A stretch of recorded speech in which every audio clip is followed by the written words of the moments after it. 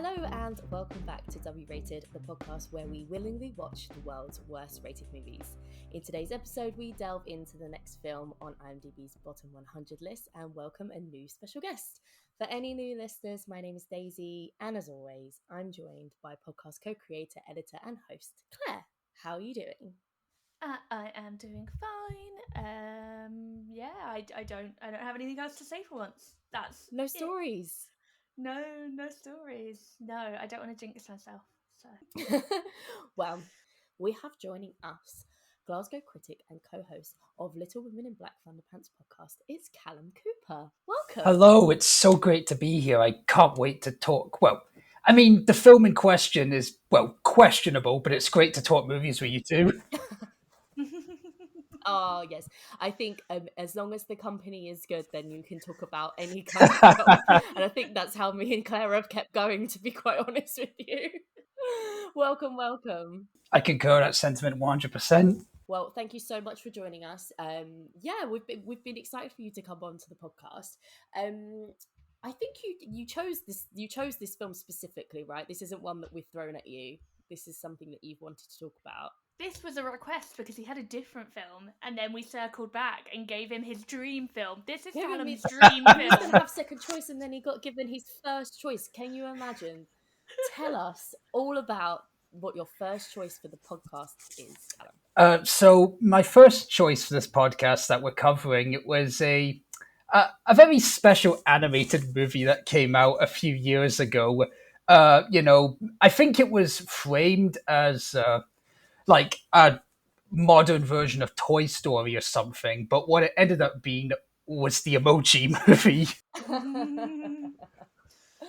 Yes, 2017's Emoji Movie from Sony Pictures Animation. It's got a 3.3 on IMDb, number 42 on the bottom 100 list. So we're going quite down the middle on this one. Not the worst of the worst, but not the best of the worst either, which I can kind of like agree with that sentiment, to be honest.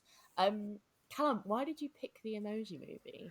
So I have an interesting relationship with the Emoji Movie, particularly in my, I guess, journey as a film critic, because certainly, and I think a lot of folk maybe have been guilty of this, but certainly in my earliest days of writing reviews, I felt like I was almost playing a character and like I had to be hyperbolic if I was talking about something, otherwise, why would anyone want to read it?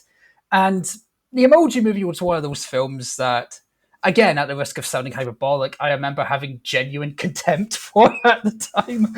It was one of those ones that I really especially didn't like. And particularly with this podcast and how, as you guys have said before, you try to maybe be a little bit more positive with looking at these films. I thought, okay, this could be interesting. Maybe now that at least I hope I've matured as a person, looking back at this film with fresh eyes. And I was on 10. I was like on 10 hooks. I know. Okay, I'll have to wait. I mean, I'm happy. I was proper on 10 hooks, then waiting to see what happened. But No, yes, let's we will wait until spoiler territory. Claire, did you have a? Sorry, I just also love the bite. What soundbite that we got there? You kind of said, "I have a special relationship with." Yeah, I never thought I'd hear you say. I interpret that as you will, listeners. Yeah. Do you have a special relationship with the Emoji Movie, Claire? No, Not so I much. don't. I'd never seen it before. I was just looking up when it came out and like what other kind of things were coming out at the same time, and like I think I just didn't really pay any attention to it. I think I was just like, that's a film that's in cinemas. It's not really of any interest to me, and I carried on happily with my life. Happily trotting along, not knowing what the Emoji Movie was about until you had to watch it for the podcast. I actually didn't watch it for the first time for the podcast. I actually watched it in the cinema. Same. By choice or just because you were at the cinema? By choice, because it was around about that time where, so 2017, I would have been into my PR career, and I used to have my unlimited card. I got my unlimited card in I think about 2012, 2013, and it was just about this time where I had those like times at the weekend or times after work where I'd pop to the cinema and just see what the next thing that was on. And this was one of those times. And don't get me wrong, I didn't always enjoy what I saw, but I always felt like I got something from it because I was just like rolling the dice, seeing something I wouldn't normally want to see, and then being surprised by quite a lot of stuff. This isn't probably one of the ones that I would highlight as a, as a great outcome of that, but you got to take the good with the bad at the end of the day. You can't expect all of them to be great. But I remember still, I didn't hate it at the time. Can't promise that I feel the same right now. Oh, well. Daisy went in positives, come out negative. Calum went in negative. Will he come out positive? Oh, well, let's just go straight into spoiler territory then. So if you haven't seen the Emoji Movie and you don't want it spoiled, pause here, go away, watch it, rethink your choices, come back, and and then we can kick off with what we thought about the film. Callum, tell me, was your mind changed on this rewatch?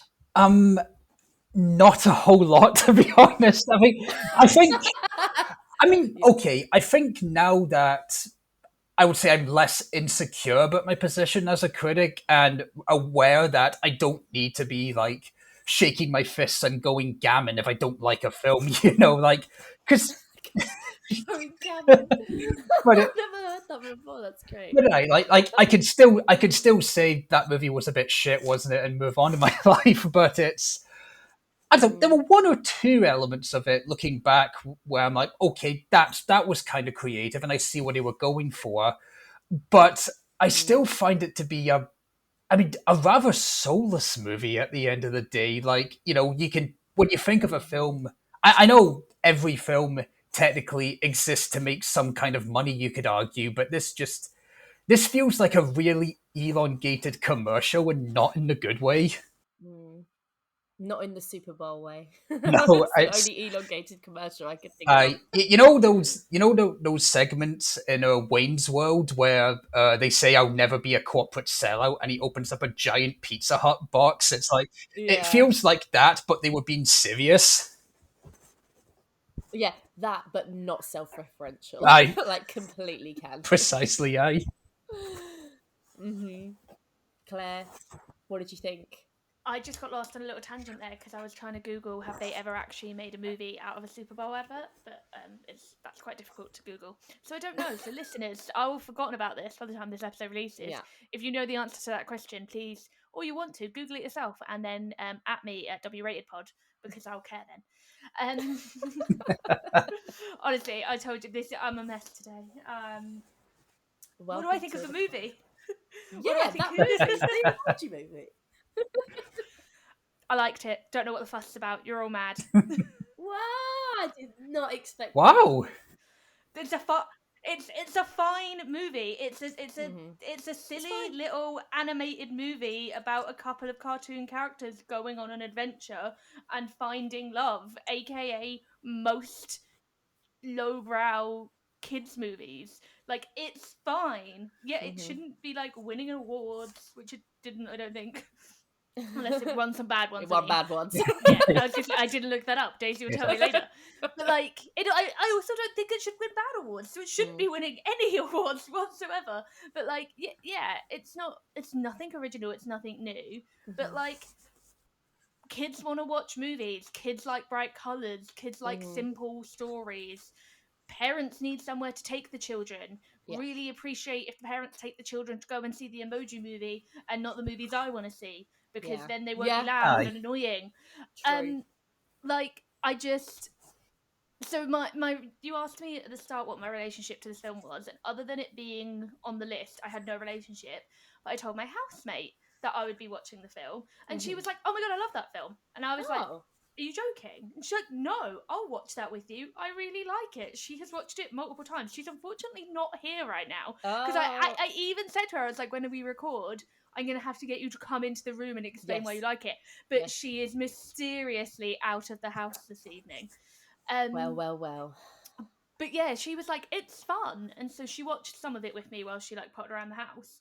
And yeah, like I watched it between Shrek 1 and 2 and Shrek 3 and 4. I watched What a it bang in the sandwich. middle. Yeah, it was quite a good sandwich. And I'm going to say, Emoji Movie, more enjoyable than Shrek 3. Like, there's not much in it, Interesting. but I got more enjoyment out of Emoji Movie than I got out of Shrek 3. It was a fine, cute movie about some little things. I have no interest in ever watching it again, but you're all insane. Why? How can you have this much energy to have this much hate about just a simple little movie? Just I think you're right. I think you're onto something there about there's a time and a place for things, and also not everything has to be like Pixar or Studio Ghibli. Like, But like the biggest argument, and like there is a valid argument, and I'm sure we'll talk about it. And I've like steamrolled through this. We had like I've just skipped to the end because my brain doesn't work anymore. But like one of the biggest arguments for why this film is shit is because it's an advertisement. I'm very sorry to announce to the world, but 95% of all films, television, games are fucking advertisements. The media's main purpose is to sell you shit, whether it's product or ideas. Take a media studies literature course. It is there to sell you shit.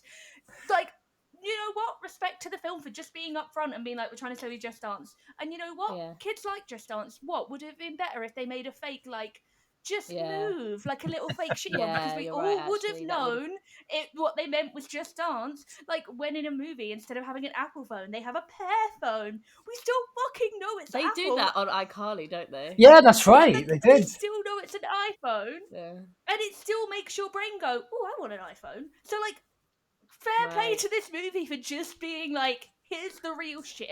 Yeah. And like every single fucking Pixar movie is trying to sell you toys. I used to work for Disney. They want you to buy the merch. They want you to buy the theme park ticket. Yeah. They want you to buy the movie and the subscription to the streamer.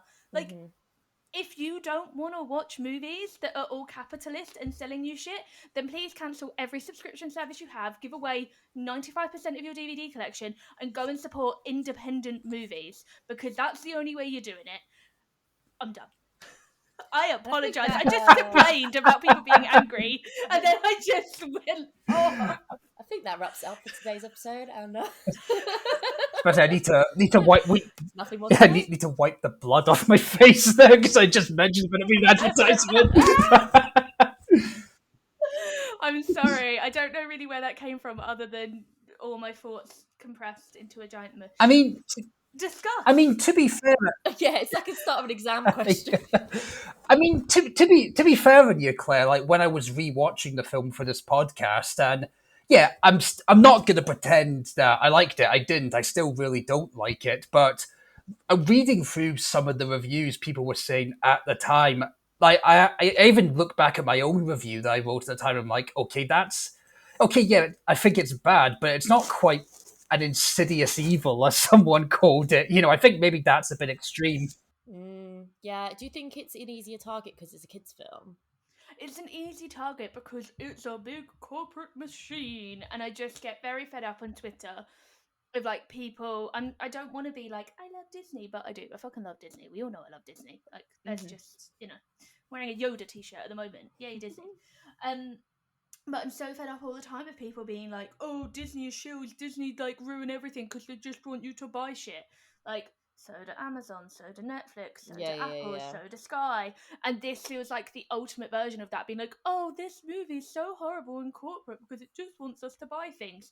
Well, do you know who else wanted you to buy things? The Lego Movie and Wreck-It Ralph. And yes, this is a low-class knockoff of both of those films, and it does not succeed where those films succeeded. But it doesn't. But you're right. You don't hear that same criticism, and the Lego Movie is literally based on toys. Aye. Yeah, but it's a great film, and like I adore the Lego Movie. I want no slander towards the Lego Movie. It is a 5-star piece of perfection. But why do people get so angry at like one specific thing when there are hundreds of examples of the same thing? It's fine to say you didn't like the story. It's fine to say if you didn't like the animation, though I think that's wrong, because I think the animation is beautiful. I think the use of colour is beautiful. They had the art director or the production designer of Pan's Labyrinth do the design for this film. You cannot say that they did not put all the work into the visuals of it. And I thought it looked lovely. I don't get it. I'm angry about people's anger, and I don't know where this has come from. I'm so sorry. I wonder if a little bit it comes from a place of, you know, when people have opinions because they think they should have them. It's like, oh, well, it's just that thing of like, sort of like the cut and paste thing of, oh, I'm supposed to think this, and I'm supposed to think that, and if I don't, I'm this, and if I don't, I'm that. So it's like, rather than going in and just judging it for what it is and letting yourself feel, oh, I felt that was way too in my face, it felt like an advert, etc. What they've done is that they've drawn conclusions in their head about things before they've even experienced it, and probably just then kind of, what's the phrase where it's just like when they've come up with a hypothesis and then they've gone in there wanting to prove it, as opposed to just experiencing it.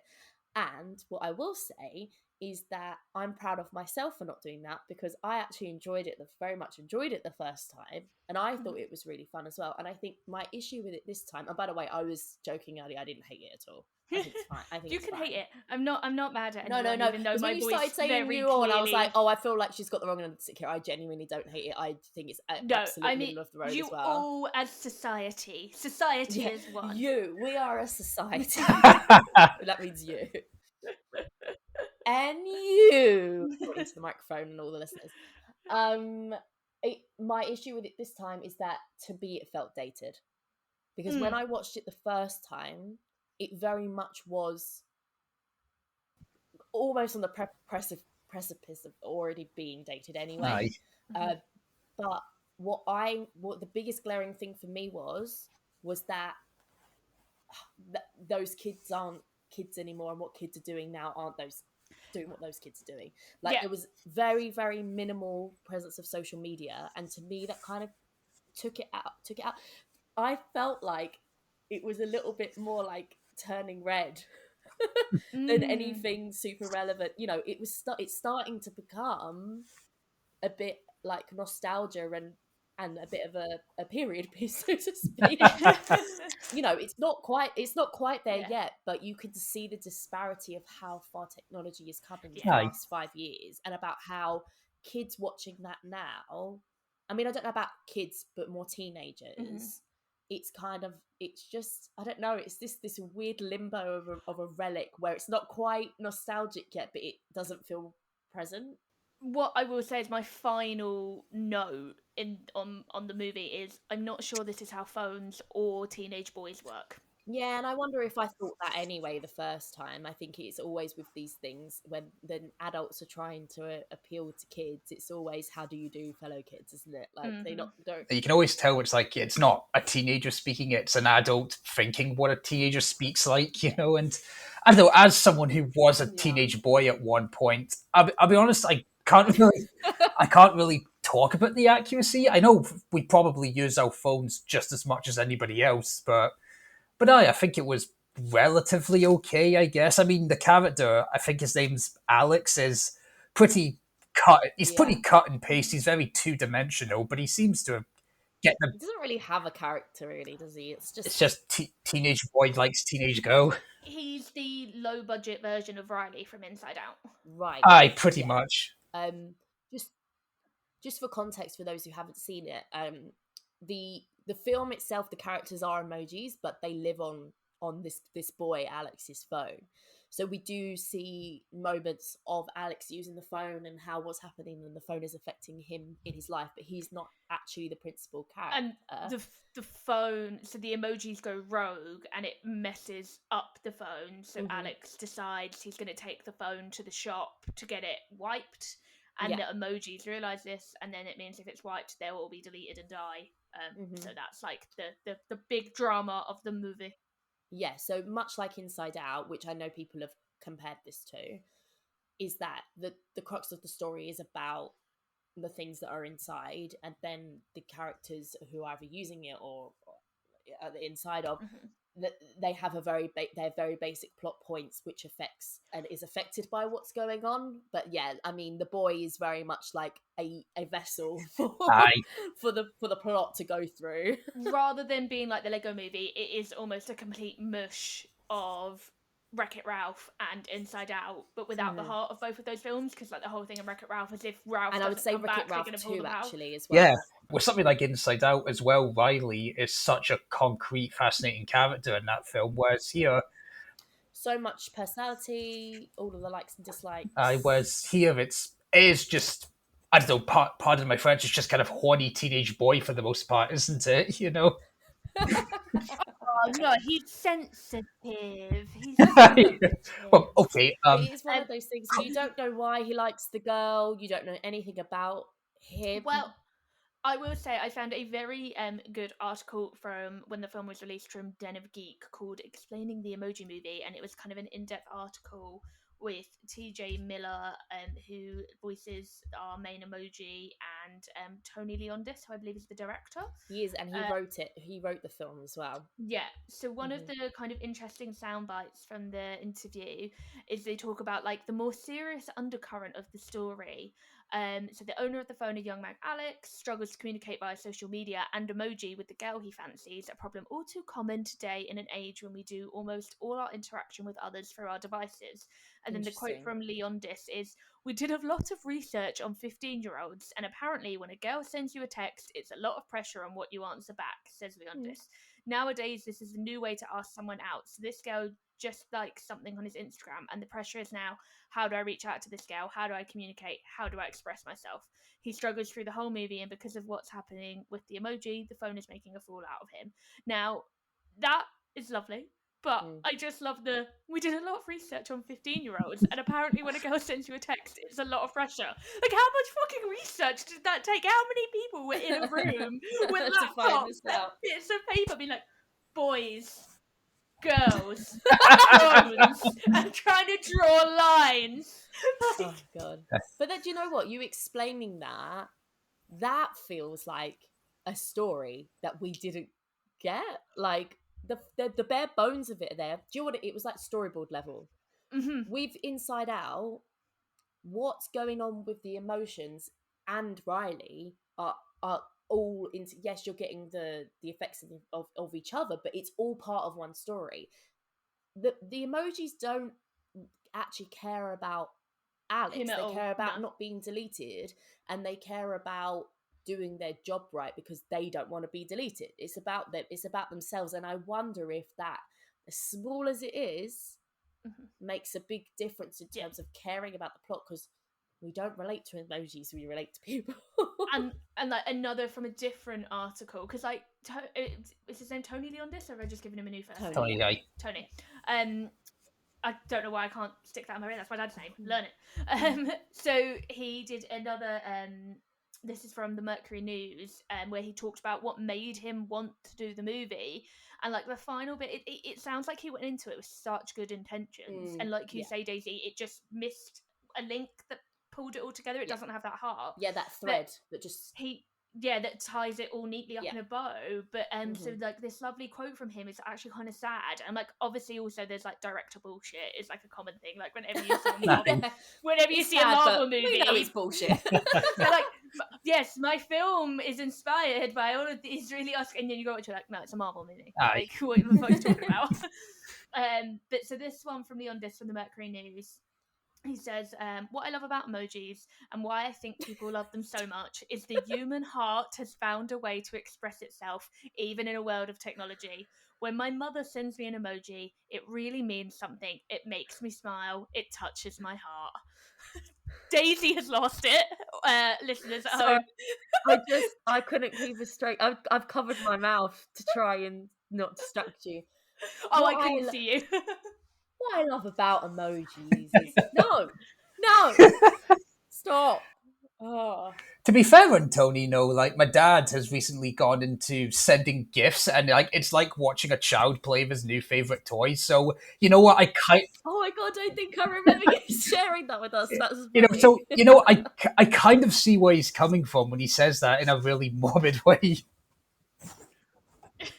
It just made me laugh the first time I read that, though. I was like, so you made an entire emoji movie because your mum once sent you like a fish emoji. So here's the thing, is that the reason I'm laughing as well is because I know that that's retrofitted, because his Toy Story apparently is a big inspiration for him, and so we all know he was looking for the perfect opportunity to do a Toy Story remake in a different format, and it just apparently he got sent an emoji, and then that sparked the idea. My guy, it's perfectly okay to say, I like this film, this happened, it sparked an idea. You don't have to tell me about how it's related to the relationship with your mother, because I don't believe it. Because I'm not being funny, but if you said that's how me and my children connected by text because it's their primary language and that's how I came up with it, sure. But at the end of the day, like, it might be sweet that your mum's learning how to use emojis, but I just think that's a bit, I just think it's a lie. And it's funny that you say that he was really inspired by Toy Story, because I'm just reading your articles now. What is wrong with me today? I have no train of thought. I can't wait to edit this. I can't wait for criticism. I mean, no one listens, but if you have listened, let us know and criticize whatever the You're fuck gonna I'm cut doing that today. out though. I might leave it in. I might leave it in. I was thinking, no, because I was hoping that you'd leave it in, and then you said about cutting. I was like, and then you said that, I was like, but you're just gonna. Will she? Won't she? Who knows? No, I've lost what I was reading. So back to the Den of Geek article. One of his quotes was literally, I just thought, oh my gosh, these are the new toys of the world. I mean, you can make a movie about cars. You can make a movie about ... So yeah, he wanted to make his own Toy Story. And apparently emojis are the new toys of the world. Which, like, when I got my Memoji, I did have a lot of fun trying to make the little, like, zebra sing. Like, that was fun. I do like the but little I would moving argue zebra. that's even different. That's a different thing. They're filters. I like Snapchat filters. Yeah. So yeah, sorry, I'm a little bit cynical about that, to be honest. I think he should have just been honest and been like, I was really inspired by why Toy Story works because XXX, wanted to bring it into the new generation of kids. I noticed that we keep talking about emojis. I thought there must be something there, and not, oh, this is the emojis have always had a special place in my heart. Shut up. It's half and half, because, like, I'm sure we've all had experience in film criticism and film journalism. The man gives a good interview. I've read a few And interviews. film PR. Oh yeah. Yeah, that's why I know. That's why I know. So I'm like, he gives good interview from that side of thing. I'm like, well done him, because they're really interesting articles to read, and he's given the report. But he's done his job. But then on the flip side of that, I'm like, my dude, just say, I like animated movies. I want to be an animated film director. They offered me this film. I said yes. I did it. They gave me money. I go make new thing now. Thank you. Well, he hasn't. He hasn't. But there is going to be a new one out this year that he's doing, which is intriguing. I'm interested to see where he goes next, because he's only done one other film. I don't know if you've seen Igor. I've not seen it, but I do know of it. Yeah, it's the name. Isn't it like? Oh yeah. It looks like It's like quite gothic-y kind of. Yeah, but he has like a long history in the animated world. Like, he worked on The Prince of Egypt back in like 1998. So I feel like this was like his attempt to kind of go to the next level. Not that every storyboard artist wants to one day be a director, but clearly he did. Claire's right. Tony Leondis came from animation and art department. He actually wrote Kronk's New Groove. Oh. And yeah, and his other feature he directed was Igor. And then I was just trying to look up. He's got another film coming out this year called the Yin Yang Brothers. It doesn't look like there's too much information at the moment, but apparently it's about two brothers and a wolf who had no clue what he did, but he would probably have a Milky Way to make a cosmic shake. That doesn't make sense as a sentence. I'm confused. I started reading it and then I realised that these are just all words and they don't form a sentence. So whoever's put that on IMDb, give it another go. But yeah, that's interesting that he's got another film out this year, considering he's not really done much. Interestingly as well. I wanted to just interject, because I finally found it. I was trying to find it on the internet. I'm doing a lot of live research today. So do you know who else works on this movie? Yes. I don't know if is it the same one. Does he know the Muffin Man? Does he know the Muffin Man? Oh no, that's so not. The voice of Gingy in Shrek 1, 2, 3, and 4. Gingy voiced the Trojan horse, whoever Trojan horse was in this movie. Probably one of the. He was the bar guy. The bartender. But his name is Conrad Vernon, and he was also a storyboard artist on this Oh. and uncredited on Wreck-It Ralph. So Interesting. Gingy gets around because he also did a lot of he did a lot of work on Shrek as non-acting stuff. Also, the dude Interesting. is multi-talented See, I and like one it of when my favorite animated characters. they cross. Oh, he I can't think of the directed other Shrek thing. too. Yeah, I was about to say I've heard the No, name what? before, and that's where it's from. He directed Shrek 2. I couldn't remember if it was 2 or 3 because I was like, please don't be 3 Oh, because no Yeah. Gingy wonder is the that. best. Shrek. No wonder there was a giant gingerbread man in the second one. I mean, Mongo! Shrek 2 is the best Shrek movie in my opinion. So Yes. And you can hear more about my Shrek opinions on an episode of Binge Movies, which I'm recording in 5 days.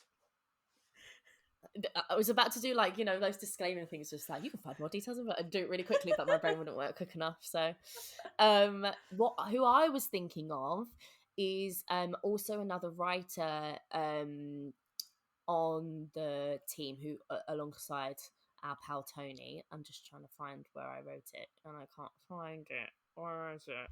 Oh, Live Mike. research. No, I wrote this. I just wrote it in a more linear way than we are discussing it. Sorry, that's me. Mike White, writer of School of Rock and Natura Libre, also known as Mr. Schneebly, the original, not Jack Black's version.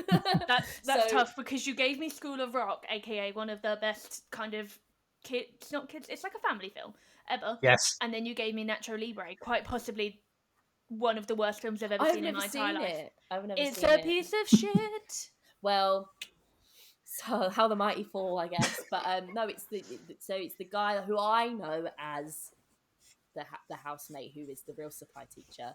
He wrote School of Rock, he wrote Naturally Me, and he had a hand in writing this. So he's kind of all over the shop in terms of quality, I would say. And this film is mad for that. Like, we haven't even got into the voice casting yet, but just behind the scenes, we've got someone who's been in the animation industry for by this point, nearly 20 years. We've got the director of Shrek 2 working as a storyboard artist. We've got the production designer from Pan's Labyrinth working on production design in the film.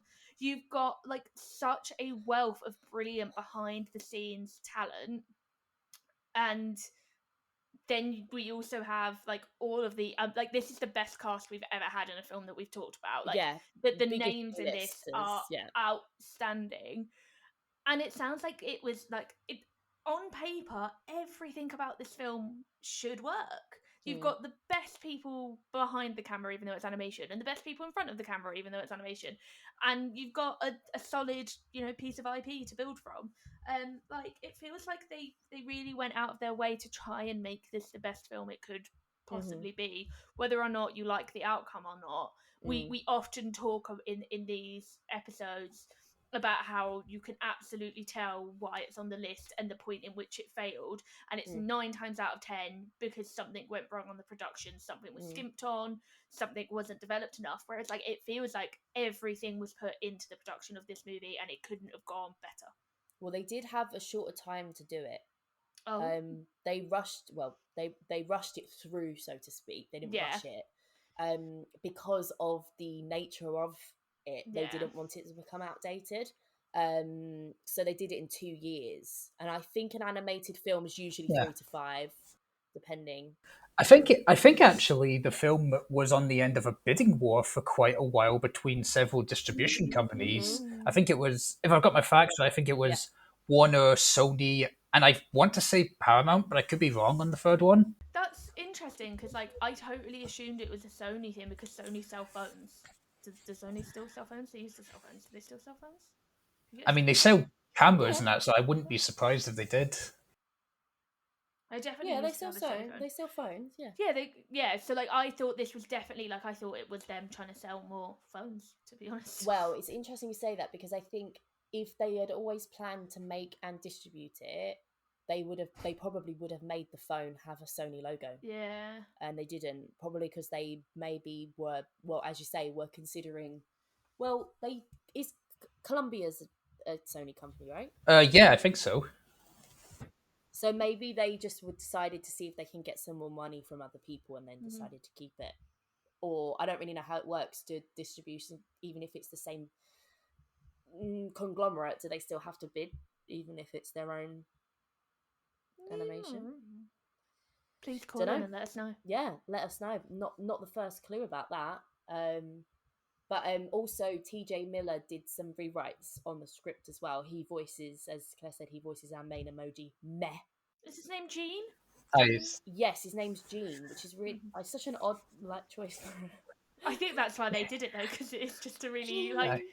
Well, Gene is Yeah. like a really like boring nerdy. Like if you You're you right. said Gene, you'd be like, oh, the little nerdy guy in like a 50s, Sure. sitcom. Aye. So Yeah.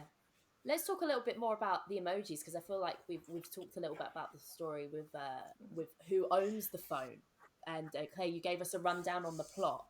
But please let me know when I can go into my TJ Miller soapbox rant. no, we're not. No, I'm joking. How long do you need? There's a long list. Okay, so yeah, as we've mentioned, TJ Miller voices the main emoji. Claire, do you want to kick off with the TJ Miller soapbox stuff, and then we can kind of move into Yeah. other members of the cast? Yes, but it just should be stated for the record that TJ Miller is a very, very problematic gentleman. So, I mean, this is just Wikipedia research, but in 2016, he was arrested for assaulting an Uber driver. In 2017, there were allegations of sexual assault from 2001. Those charges, I believe, have been dropped or nothing ever came of them. I wonder when they came out in relation to the release of this, if they're both 2017. Yeah, I don't know. In December 2017, he sent a transphobic email to film critic Daniel Salzman, and has said a lot of quite horrific things about them. He has come out and said that his lawyer or representative came out and said he was admittedly going through some things. He isn't transphobic. He just insisted it was a specific issue with this one person, so it wasn't about them being trans. Just does not like Daniel Salzman. Who is a working film critic. In 2018, he was arrested because apparently in March of 2018, he placed a fake bomb threat on an Amtrak. And when they looked into it, they had seen him having an argument with a woman on a train. And he then called in a bomb threat saying that a suspicious woman had left a bomb on the train. What? So that bizarre. that was then in 2021, those charges were dismissed. And in 2018, an actress who was working on a show with him, Silicon Valley, accused him of work misconduct. The network has said they didn't hear about this and they were disappointed to learn of it, and nothing ever really came of it. The charges against him for the Amtrak thing were dropped in 2021 because he, earlier in his life, I believe, I can't remember when it was. At some point in his life, he was found to have something wrong on his brain, and so he had to have brain surgery. No, so sorry. Where is it? It was, he had a malformation on his right frontal lobe, so he has had brain surgery. So in 2021, they said that he is still neurologically impacted from that, and that's some of the drama. I nothing has stuck, so maybe these are all just allegations and none of them are substantiated, but I just think it's very interesting. There's like a pattern of misbehavior there, and I do know Danielle Salzman was someone that I followed on Twitter, and I know she was very traumatized by her interactions with him, and I just thought it would be remiss to talk about him without mentioning some of those things. You too can go to Wikipedia and learn all about how the men of Hollywood are disgusting people. Good old It's Wikipedia. fun. Yeah, I wondered if that was going to come up because, yeah, I remember hearing all those things as it was coming out, and it just say what you will about TJ Miller as an actor, but he strikes me as someone who has a lot of shit going on at best and just doesn't seem particularly pleasant at worst. Yeah, whether he has a lot of shit going on or not, he does not seem to know how to deal with his Aye, shit. precisely. Which is and it's interesting the dates around that, how the PR team would have felt about having him lead the new kids movie that they've got coming out. He was removed from the third How to Train Your Dragon movie because of some of the allegations and some of the legal drama, and his character something nuts was redubbed, so he lost out on being in the full trilogy. Yeah, it's quite common that, not quite common, but a man in Hollywood has bad behaviour. well, Oh my lord! that I was about to say, there's been a few times we've had to kind of discuss sort of wider controversial things that aren't necessarily about the film, but of people related to the film, and it's just as important. It's about, I like to bring the tone down. Not the tone, the mood. Sorry, I've not brought the tone down. I've brought the tone up. I like to bring the mood down. I just like tone up, mood down, just how I like it. It's just interesting to see the full picture, because as I say, from my perspective in my career, I'd love to have been not loved, but it would have been very interesting to be a fly on the wall in that scenario and how they handled that and how it impacted it. But I think we'll go on to it a bit later. But I don't think it had any problem making any money. And I think, I don't know how hard they pushed his name in the marketing and how, the timings of that. And I don't really know, was he a draw anyway? Not No, especially. I think it was more James Corden. Especially for the audience of this film. Yes, wouldn't, sure. And especially in the UK, especially he wouldn't be known. Yeah. Like he would be more known in the States. He's got a good voice for this kind of stuff. Yeah. It's very expressive, and I think kids would probably, like, it's quite good for kids to listen to in that sort of sense. I certainly enjoyed listening to him more than James Corden. So yeah, I'll do a quick run through of the other cast, and then you can pick out who we wanna. So we've got, as discussed, TJ Miller as Jean. We've got James Corden as High Five, the like high-fiving emoji. We've got Anna Faris as Jailbreak, a mysterious emoji. You've got Maya Rudolph as Smiler, the first ever emoji. Playing Jean's parents, Mr. and Mrs. Mem, Mel and Mary Mer, are Stephen Wright and Jennifer Coolidge. Patrick Stewart plays Poop. Christina Aguilera plays Akiko Glitter, the character from Just Dance. And then you've got a ton of other people like Sofia Vergara, Sean Hayes, Jake T. Austin, and just, like a whole wealth of different voice cast. Do you two want to go off on your James Corden hate? But before we go, it's not hate. I think before we get on to James Corden, though, actually, there's a fun trivia around Patrick Stewart's casting in this film. Because apparently they reached out to Jordan Peele to play Poop in this film, and he was very unsure of it because he didn't really think emojis making a movie was a good concept. But he thought about it for a day, phoned back and said, how much money's in it, only to find out that Patrick Stewart had got the role instead. And so apparently it encouraged him to give up acting and focus on directing. So in a weird way, the Emoji Movie is responsible for Get Out. Hey! See, guys, the Emoji Movie is good. It's all about the balance of all things. Yeah, I just thought that was really fascinating when I came across that fact. And it's also like more interesting getting into that like director bullshit, how much is retconned, because I've also Leondis talked about in the Den of Geek interview about I wanted for Poop, they wanted to go away from not have Poop be really silly and I'm a Poop, have him be really high class, and they're I wanted to find the classiest guy I knew, wanted to find the upper crust classy guy because Poop's got to be in the movie. So he makes it sound straight away the only person they ever wanted was Patrick Stewart. So it's director bullshit. I can't believe I'm talking on a podcast about high class Poop emoji. Yeah. I'm just rethinking my life choices. I adore Patrick Stewart. Yes. Anything he's in is good. His voice work in American Dad continually cracks me up after 20 years now. That he was in it. Oh god, he's so good in American Dad. He plays Director Bullock and he is just chef's kiss. He says some raunchy fucking things. So yeah, I love any chance for him to do voice work because I think he's really good at it. Weirdly enough, because I rewatched the film for the podcast, and even though I respectfully don't agree with Tony's interpretation, I do think for the most part the joke of the character Poop is just the fact that he's Poop.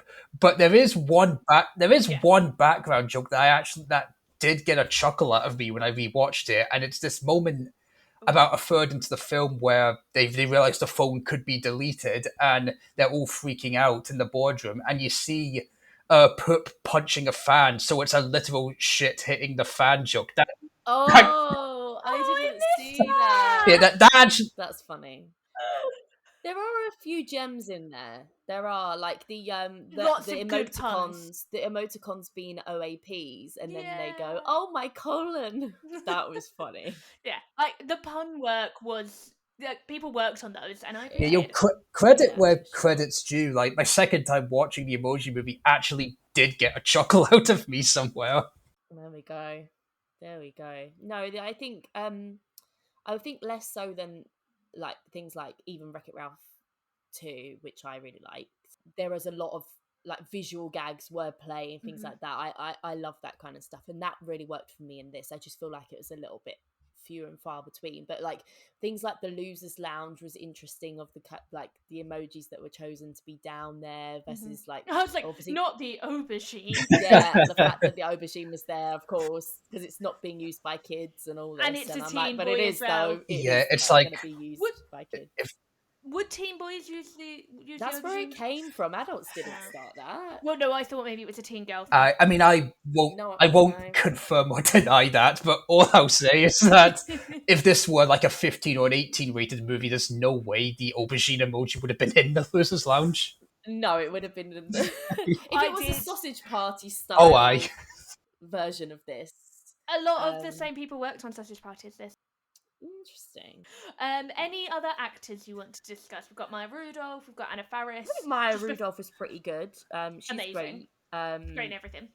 She's great in everything. I think I prefer her hormone monster voice, to be honest. But no, she's brilliant, and I knew you could tell it was her as well. She's just got that richness to her voice. Yeah. I was just gonna say, Maya Rudolph said it was a very difficult role because they kept telling her to smile more when she was doing it. Oh my god, I bet that like got her angsty though, like the character needed it, Yeah. because she, spoiler, the smiler is not nice. Anna Faris, I feel like that could have been anyone that did not sound like Anna Faris to me, like in her usual Anna Faris-y way. It definitely sounded like Anna Faris to me, but it didn't sound like Anna Faris doing anything different to just literally being Anna Faris. It didn't feel like an Anna Faris character. Right. In the way that like Cloudy with a Chance of Meatballs, her character has her own character. Sure. Whereas this just sounded almost like her kind of reading some lines. I don't know if this what was going on in her life then, but I feel like, you know, maybe she had some maybe personal life stuff happening. Right. Yeah, I'm not sure when they split up. Right, let's just get out of the way. James Corden. I don't hate the guy. I actually spoke to my boyfriend about this, and we spoke on the phone the day after I watched this, and we were talking about the Emoji Movie, and we were both agreeing that he doesn't deserve hate, but he just gets on our nerves.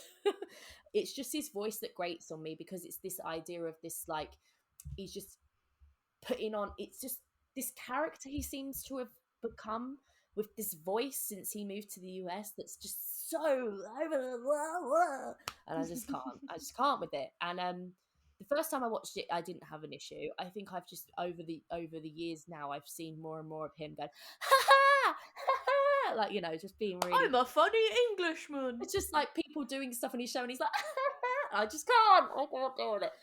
That I just, yeah, it was just, I really had to like breathe through it. I really had to stop myself rolling my eyes at it, because I was just like, don't be silly. This is a kid's film. He, you know, he's doing his job. You know, he's doing his job as that character. Yeah, he is Peter Rabbit. Yes, and that also got brought up in that conversation with my boyfriend, because we saw Peter Rabbit 2 as the first film we went to see together when we were dating. Equally annoying as Peter Rabbit. I would actually, no, I think he's better. I think he's, in my opinion, he's better as Peter Rabbit. He's not my Peter Rabbit. Benedict Cumberbatch would be my Peter Rabbit. Just a little quiet, aristocratic rabbit I with like his little that coat. fan cast. Yeah. But this film, I just felt like he understood the assignment. I just didn't want to know about it. Mm-hmm, Do you know what I mean? It's not for me. Not my cup of tea. I know. I'm very much in the same camp with James Corden. I don't hate the guy. Again, maybe a bit like this film. I think some of the dislike is a bit hyperbolic and a bit, well, other people do it, therefore I should as well. But I do I get where you're coming from with the whole kind of grating persona thing, and it very much feels, for lack of a better way of describing it, it feels like he's showing himself off in a lot of ways, and Yes. it really kind of rubs me the wrong way, to tell you the truth. It's that whole, I'm making a joke, I'm so funny, aren't I? Haha, I'm that English guy, haha. And it's just, yeah. Also, I'll draw a line under it now because we don't need to go into detail anymore. May I give my opinion? Please do. Go ahead, no joking. Yeah, go on. No, I think I like him more than both of you. I would say I'm a fan, but I like him. I think he's a decent guy. I think when he's cast in the right role, I think he does a brilliant job of it. I just think he's very often miscast because, like you say, I think he's cast in that very specific persona. And what you said about like he got the assignment, I think is entirely correct. I think he got the assignment completely right here. I just hated the assignment. Yeah. The character. Like, Literally. Skin is gross. I'm sorry, I don't like skin. So like, I don't want to see like a physical hand like walking around. He's isn't he? So he's using all his fingers and his thumb to be. And like they gave the hand a butt, which freaks me out. I don't need a butt on my hand. So like, but that would make kids laugh. So yeah, it just the whole thing about him being a walking, talking hand just made me very uncomfortable. And I wanted to bring up. It's the whole, like, so there's a whole sequence where they end up in Candy Crush, literally, and they have to play a game of Candy Crush. And there's, like, a kind of running joke in that section that High Five really loves candy, and he has a candy addiction, and he can't possibly stop eating candy for 2 seconds, to the point that he tries to eat his friend, because his friend looks like candy. Is that fatphobic? Felt fatphobic to me. Be like, oh look, the hand. Somehow a hand is chubby, and we all laugh because the chubby hand can't stop eating. Oh, I didn't think the hand was chubby. Oh, maybe no, I don't know. It just it just looked like a sentient hand to me, to tell you the truth. Yeah. Right. Well, I've layered a lot of things onto this then. Maybe it's because you saw it as James Corden. I felt like it was really playing up a trope, especially because James Corden has struggled with his weight quite publicly. Yeah. So it just I can felt see like why that might be problematic if you're attaching those things based on the actor that's playing him, but I didn't necessarily see. I thought the design was just a bit like chunky like that, not like showing him as one point he tries to go in somewhere and he like breathes in and like puts a little fake I must have missed that. Then maybe. Unfortunately, it's the common denominator for an easy laugh with and that's what irks me. It's like, it's 2017. Why are we still making jokes that like? They still did 2022. Yeah, I don't know. If you too have been affected by the possibly fatphobic comments in Emoji Movie, again, at me at W-Rated Pod. If you two have been affected by the anthropomorphic hand with a butt, then you also please contact me at W-Rated Pod. It's the Emoji Movie, the butthole edition. Yeah. I also wanted to ask you guys what you thought about, because although we've like talked around the plot about like, getting the saving the phone, stop being deleted, and all of this, we haven't really spoken about like the theme of around why it's all happening, and that the main meh emoji known as Gene can't stay in one emotion, which he doesn't want to be meh. He wants to be a spectrum of emotion and have real feelings. He's very, what's the character in Lego Movie? Emmett. He's very like that. He's very like very enthusiastic about life, and he's got main character syndrome. But in his world, he's just a meh, and like people are like, "Why are you doing the thing that you're not supposed to do?" And listen, we did it in B Movie, we did it in Lego Movie. Like we've done it before, and they're all called the something movie. So there you go. Movie. All I know about B Movie is a woman fucks a bee. Well. We don't see it, unfortunately. It's not real. Does she actually fuck the bee? No, but there are erotic undertones, for sure. There's flirting. Actually, you mentioned iCarly earlier.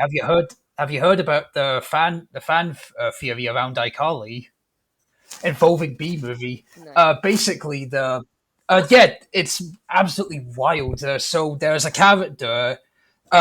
Freddie in iCarly, his mum looks a bit like Yeah. the animated character in B Movie, Oh and yeah, yeah, yeah, because yeah. his dad Yeah, is I know who you're talking because about. his dad is absent, there's this internet theory. Oh my god, they're saying that his dad's Barry B. Benson. Yeah, and I think even Nathan Kress, I think, has endorsed it to some extent as well. That's amazing. That's amazing. There you go. So There you in go. the film, he's supposed to pick a job as part of the hive, Oh, and like he's like, ants.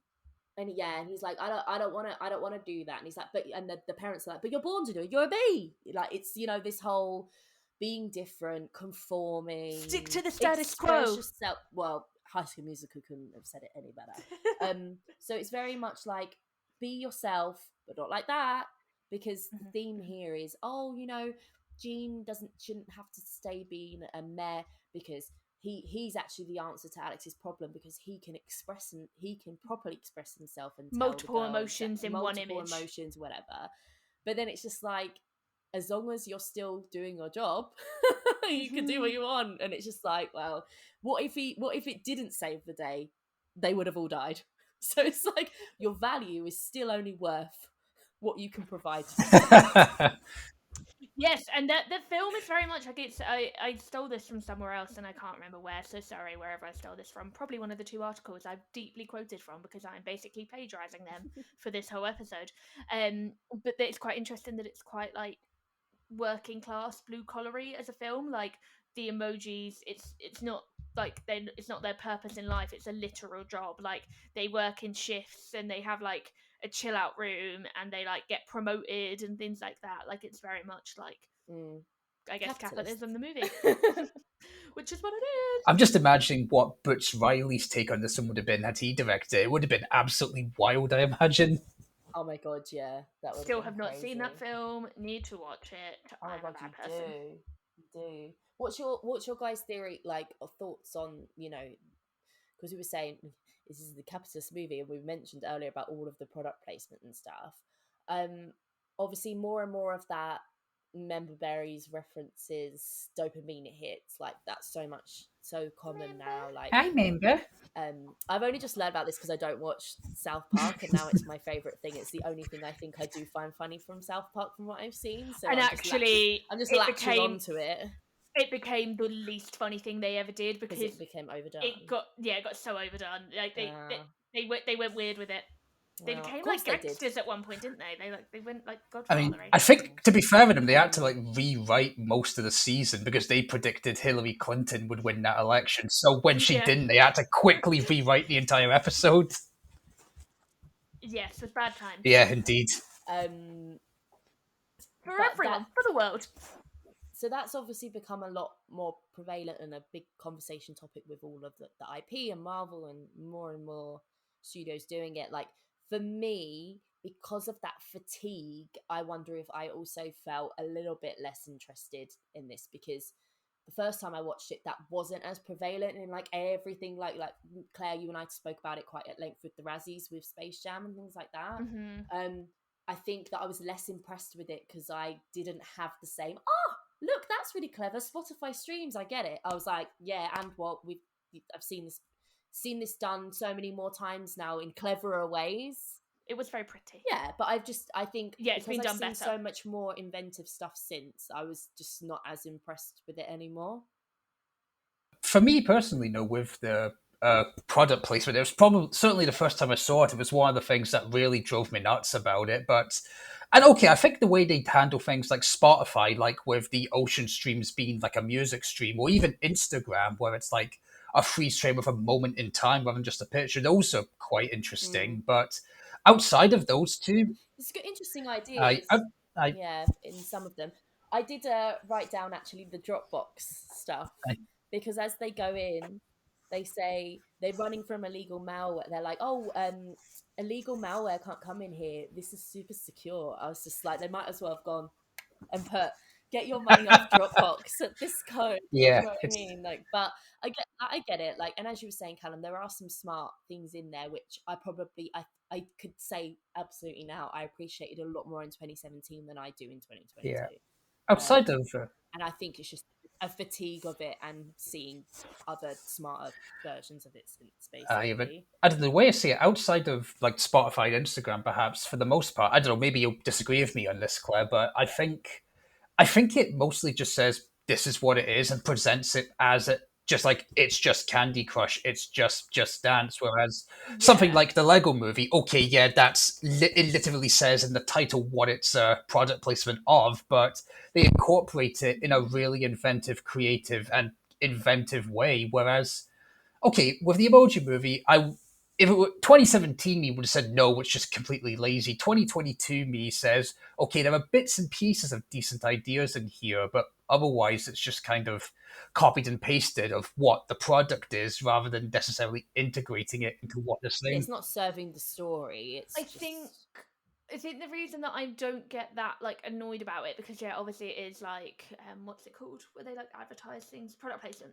mhm, It is like massive. It's like product placement the movie, but like when you look at, and Wreck It Ralph is like a beautiful, wonderful movie, but like we all know that that game that he goes into where he's running around as the soldier and all the alien eggs hatch, like we know what that's riffing off. It's riffing off mm, like 2 or 3 very popular gaming properties mm, that Disney weren't going to pay the money to get the rights to animate. Like mm. we still know what they're riffing off. We still know exactly what they're referring to. Would it have been better if this movie was like, oh, a mix and match candy game and didn't say it was Candy Crush? I don't think that changes anything. I think it has to have some depth and think more of a pull to the story, because with that scene in Wreck It Ralph, it's shot very, Yeah. that was quote marks, very dynamically, and Oh yeah, like they it do so much feels more with there's it. so much more with it, whereas this is, I think, is Yeah. a little bit more paint by numbers. It's a little bit, we need the emojis to go on a journey, so we'll put them through the different apps, and it's not necessarily laddering up to it. Basically, Mhm. them going through the different apps isn't relevant to the actual story. The Yeah. story is that they need to get off the go onto the cloud. And they do Um, they it's like a join the dots, or like there's a it's word for it, but I can't it's think, but like more they have to go through it's more trials. Aye. yeah, it's more like Wreck It Ralph 2, Hmm. where I think he has to get a part from eBay, so they go on the internet and then they Oh yeah, and they eat all the oh pancakes. but no, I would still say it serves so much more of the story, like the GTA rip-off game, and that is so Hmm. important to Vanellope. Like Mm. with this, it doesn't matter what app you're going through. Hmm. It's just like a platform level. Yeah. Okay, now we're in this, and they need to get through by dancing because they're in a dance game. Oh, now they're in, and it Yeah, doesn't matter it's what it like is. it's a game itself. It's just level 1, Yeah, level 2, like app 1, app yeah, 2, it's a app lot more 3. base level Yeah. referential stuff, and Well, yeah, I mean that's fine, that's absolutely mhm. fine. But then when it's done better elsewhere, you can't help but I compare. did really like the dance sequence though. What was it, like the emoji shuffle or something? I don't know. I liked the dance Oh, sequence. emoji pop. Yeah. The emoji pop, yeah. I liked that. That made me smile. I thought it was cute. You know, I soothing. don't know, I cringed a little bit, but I just like a good dance sequence. In Sonic 2, there's like a dance sequence that I know like all the adults would be hating on, and I was there like, oh my god, it's so cute and so funny. I've got this saying that I now use whenever I go to press screenings and I don't like a film. I just say it wasn't for me, and that's the nicest I can be about it. Yeah. mm-hmm. And the one Hmm. thing that did make me cringe was that when they were reading that deleted email that Alex is sending to the girl that he likes, it was Oh literally God, Rihanna yeah. lyrics, and I was just like, do kids just do that? But then I remembered what we used to do on MSN. Oh my god, and the login, the in and the out, and like, oh, you spend so long trying to pick the perfect lyric. Yeah, but I'm like, but do kids do that now? I don't know. I think I what they think we were probably more cringe, to be honest with you. I think kids are too cool these days. They don't know what cringe is. One more comparison while it's still in my head that I wanted to say with Wreck It Ralph is that, which I wrote down before even any of this conversation, the reveal that what's what's the name of Jailbait. Hacker? I can't remember. Is jailbreak. Jailbait. I Oh couldn't pronounce God, it. I'm no. sorry. That's a totally. Oh my God. That, that, Wow, um, Callum has that's, emoji the points. that's a ringtone. very different movie. Holy shit. Jailbreak. She reveals herself to be the princess. I was like, oh, King Candy. You know, like the reveal that they were actually someone else. And it's not on the same level at all, but there's just so many points of comparison that I think that it's really I shouldn't say it's really difficult for critics not to compare, because that's their job. Do you know what I mean? You shouldn't compare for the sake of comparing, but there's a lot a lot of parallels, so I see why it is. Yeah. I was wondering actually, because we were talking a little bit there about kind of some of the themes of the film, because I think a word that kept coming up a lot when I was looking through kind of reviews or production notes, and that was the word communication, which, clearly emojis are used as like a simplified form of communication, but I didn't think it really did a whole lot with that outside of maybe the last third of it, but I was wondering what you two thought of that. Like almost nothing. I feel like the communication in the film was like not even really needed. Like I felt like the like it's not a MacGuffin, but like the outside premise of the movie, the crux of the movie, like, oh my god, we're all gonna get deleted. Like, I don't know, it just didn't feel. It felt like that came as an afterthought, not a forethought. It felt like they were like, we want a movie about emojis going on Yeah. adventures. And then they were like, how do we get all of the emojis back at the end? Like, how do we end the adventure? What's the purpose of the adventure and what's the reason for the adventure to end? Felt like they came after. They were just like, let's Yeah. take them on an Whereas adventure. something like Toy Story, it's like the feeling and the emotion, and then the story came from that of, you know, the emotion of playing with toys and what if they were alive. Well, the premise of Toy Story is really what happens when you're not the favorite toy anymore. Because in the original drafts, Woody's a villain. Because that is Yeah. the whole crux of the movie is Woody's toy number one, and a new toy number one comes in. Whereas that theme wasn't built on. Sorry, I'm going to go into my planning, insight, strategy mode with work now. The campaign wasn't built on insight. It was, let's jump on this trend, this fad, and just do what we can with it. And it wasn't. It doesn't have any substance, so it didn't connect with people. Yeah. No, One thing I did learn though that was interesting in terms of the whole Gene being different, and fitting in and stuff. Apparently, Tony Leondis has done has been a quote, as he's gay, so he connected it to his own plight of being different in a world that expects you to be one thing. Apparently, eventually realizing that the feeling held true for most people, he said that the film was very personal. And again, Okay, so like, Tony Leondis has said that the Emoji Movie is a gay queer allegory, cinema. a love letter to his mother, and what was the other one? Oh, all about the emotions of young children. Like, it to him, this is the pinnacle of cinema. This was his big break, and he wanted to put anything that laid anything down for any more opportunities. And I'm not saying this wasn't personal to him. In fact, this is probably the one that I believe the most. Yeah, definitely. In that, okay, they probably said, okay, we need to do an animated film about emojis. Let's just get a first time or second time, you know, a cheap director on. He's like, how can I make this my own? I want to write a story. I feel different in the world. Let's, and then he probably built it out with other people, and then that was the personal, emotional core for him, and that's great. But and I do think like there's different nothing answers. I do think like there's nothing wrong with the emotional core of it. Like, yes, obviously this was a cash grab movie, and obviously it's there to sell product. But as I said at the start, so is everything. But like the heart of the film, and it's a very small heart because they kind of forget about it until the end. This is the thing; they forget about it. But the heart of the movie is like being different doesn't make you wrong. Being different can actually be your best attribute, which is what Gene Lee learns by the end of the movie, because he's able to save the phone because he helps the boy, and the boy wins the girl because he is a bit different, because he sends something different, and he's kind of courageous in that way, even though he doesn't do it on purpose. But my and I issue think that's with that nice. is that cliche can be really good if it's done well. Oh, and it's no. not, and it's not done well, which means that it's so paint by numbers that you just forget that it's even got a point. Yeah. You know it's going to happen from the beginning, and you don't. I didn't particularly feel like it earned that by the end. I didn't feel connected to it, so I'm like, oh, of course, you know, we know that, we all know how this is going to end, and I just didn't enjoy the journey on the way for it to feel emotionally connected to that result, so I didn't care. Yeah, the only kind of twist, shock, revelation in this film for me, well, there were two, but the only one that I felt was genuinely big was that we learned that Jailbreak is actually the princess emoji who ran away.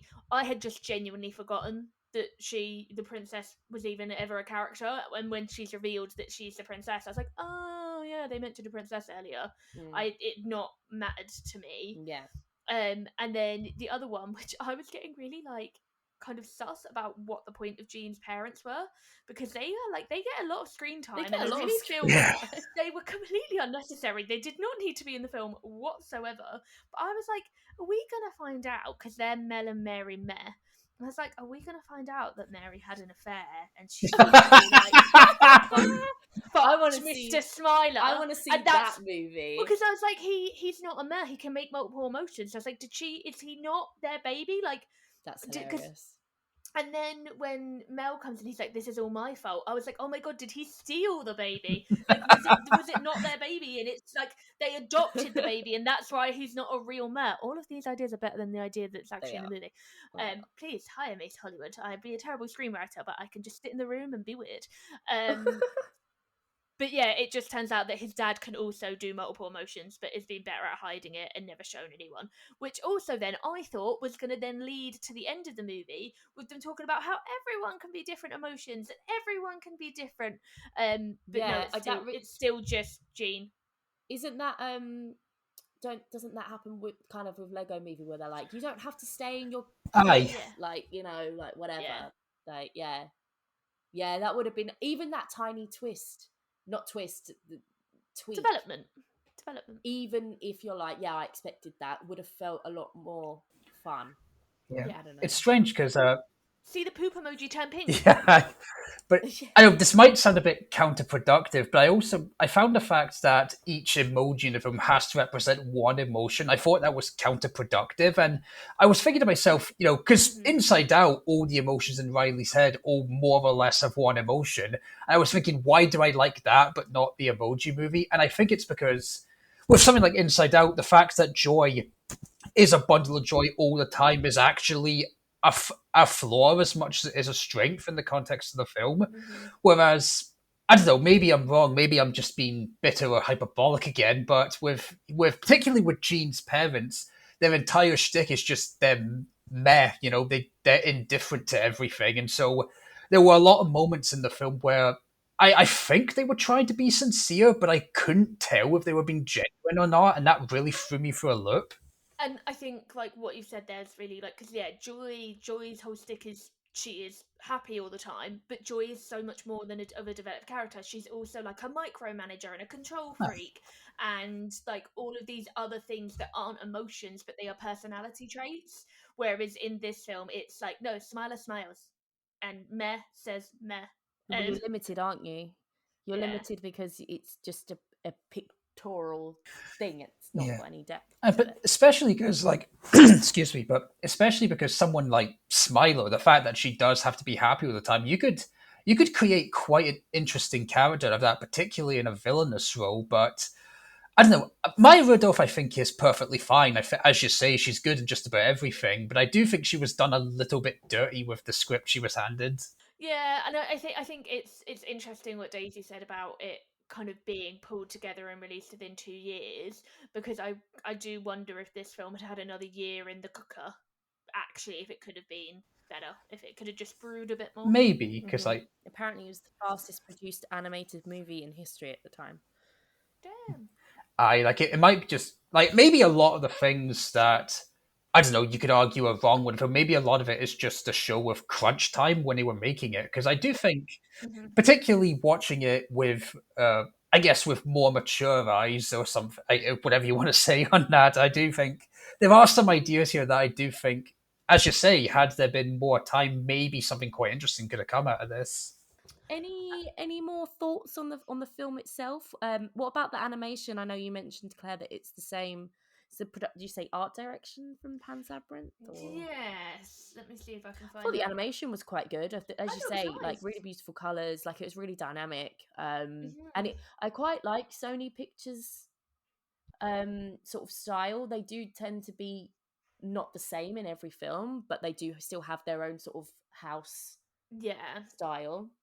Sorry, the production designer was Carlos Zaragoza, and he was one of the art directors on Pan's Labyrinth. Yeah, but can I just say, so that fact is blowing my mind because Pan's Labyrinth is one of my favorite films. So I'm in awe that somebody from having worked in the Emoji Movie too. That's incredible.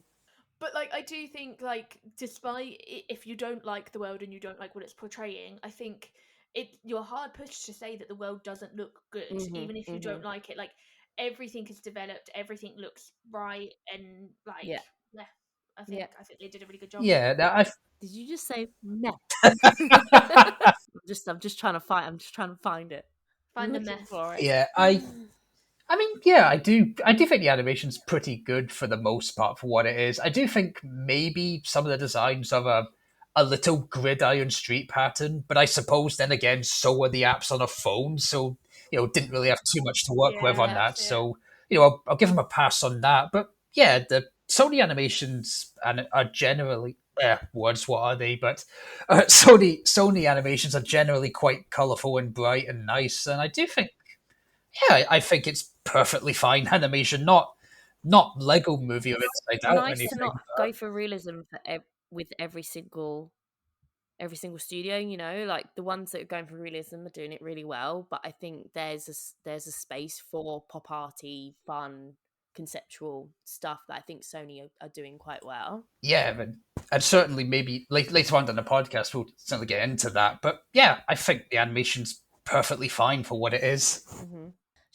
Shall we head on over to some reviews and see how it did at the old box office? I have no information on any of this, so I'm going to just sit back and let you two Okay, inform me. Other let me than, take the wheel. I have one thing which I'll spoil you. I normally let you announce it, but I'm still spoiling it because it's the only thing I looked up. This movie does have a higher audience score on Rotten Tomatoes than the Flintstones movie. Flintstones movie is still in the 20s. This is in the 30s. If you are one of those people that, for whatever reason, thinks the Emoji Movie is the shittest, most corporate sellout piece of shit ever made, then what you can do to stick it to them is to make a Rotten Tomatoes account, go onto the Flintstones 1994, and give it a higher rating, and then you too can stick it to the Emoji Movie. I love how you've gone from shouting at those people to let me use them for my personal gain. Can't beat them, join them. Can't beat them, join them, precisely. It's now what we benchmark things against, much to Claire's contempt. You too can end this crisis by logging on to RottenTomatoes.com, making a account, going to the Flintstones 1994, starring John Goodman, Elizabeth Perkins, and Rick Moranis. She's practiced And please raise it up because it's been on 24% for the last 2 years.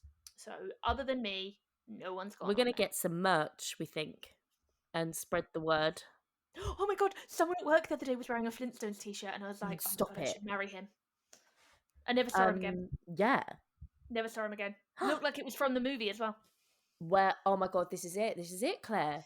Well, how will I know? Because I only saw the t-shirt. I wasn't looking at the face. I was looking at the t-shirt. Anyway, we digress. Please take it away with the reviews. Please. It's not a W-rated episode unless we talk about the Flintstones. No. Well, should we just head to Rotten Tomatoes then? 6%. So we've got 37% audience score, 6% critics. The critics' consensus is simply a no symbol, like a red circle with a red line through it, because emojis, funny. I think it might be the shortest critic consensus of any film on Rotten Tomatoes. Actually, it's got to be surely one symbol. But yeah, some of the reviews on there from critics that I thought was worth flagging. Camboy Campbell from One Room with a View says, one wishes that this movie could be erased from existence, but for now, let's hope that the burning wreckage acts as a warning to never ever do this again. Claire's face. Gobsmacked. Wendy eyed at the Observer. Strap yourself in for this one. Oh God.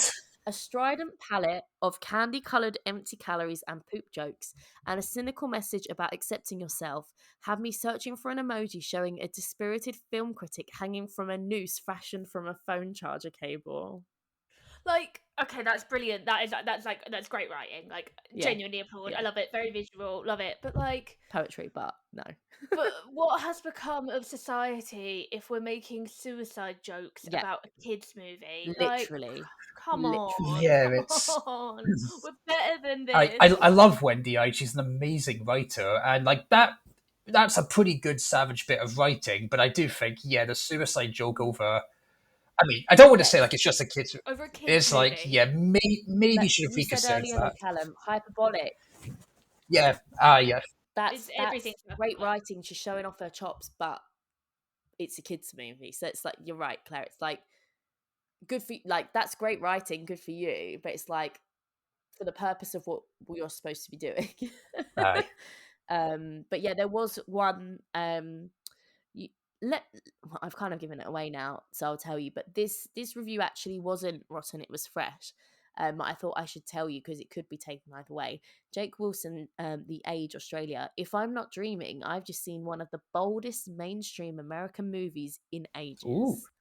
I saw that one actually. I do lie. When I looked on Rotten Tomatoes before I got distracted at work, before I stopped being distracted at work, I did see that and was like, good for him. Brave. Yeah, I mean, I'm Brave. glad. I'm always glad when something can bring joy to someone, as long as it's not hurting other people. So, Meta's score, it had a 12, which is, I don't know if it's strictly at the time or still is, but it's the lowest rated animated film on the site. I have a few more related quotes from reviews there. Owen Gleeman from Variety said there have been worse ideas, but in this case, the execution isn't good enough to bring the notion of an emoji movie to funky, surprising life. And I think that's probably the most spot on one that we've seen. The whole thing just feels like an experiment that didn't go their way. They tried to replicate an experiment that's worked for other people, but they missed out a key ingredient, which was the heart or the emotion thread going For through it. sure. And then Emily Yoshida for New York Magazine Vulture said it is one of the darkest, most dismaying films I've ever seen, much less one ostensibly made for children, which again feels a little bit dramatic, babe. Go watch a Serbian film. Like, Oh, go God, watch. But that's the joke they're trying to make, Claire, that it's as bad as a Serbian film. Honestly, just don't have time for this anymore. I just don't have the time for it in my life. I don't want to make any enemies in the film in the film journalist industry, but I would like to say, get your head out of your ass.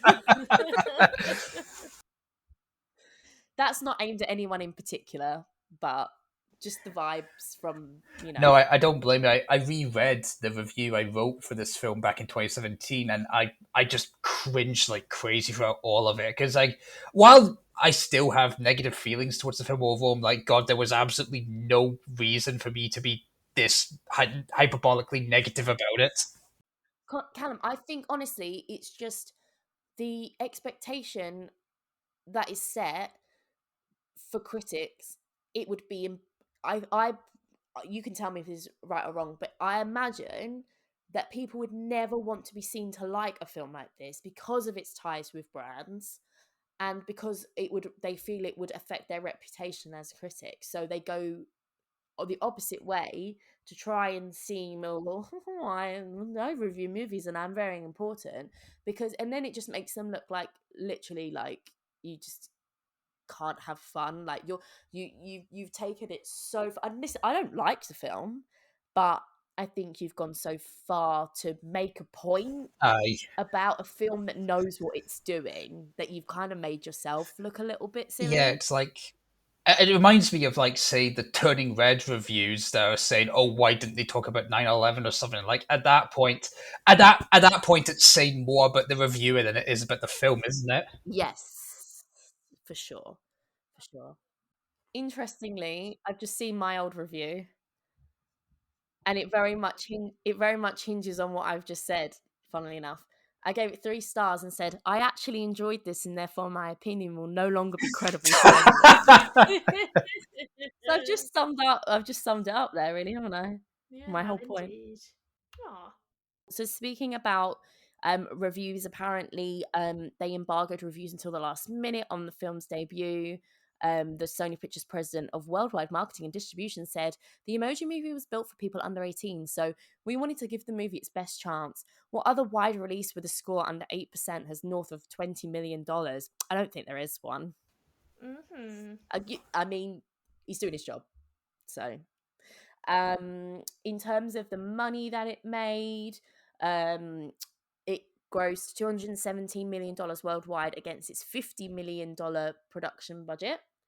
It premiered in the UK. I looked at the figures for the weekend. Claire, I don't know if you remember what you were doing that weekend.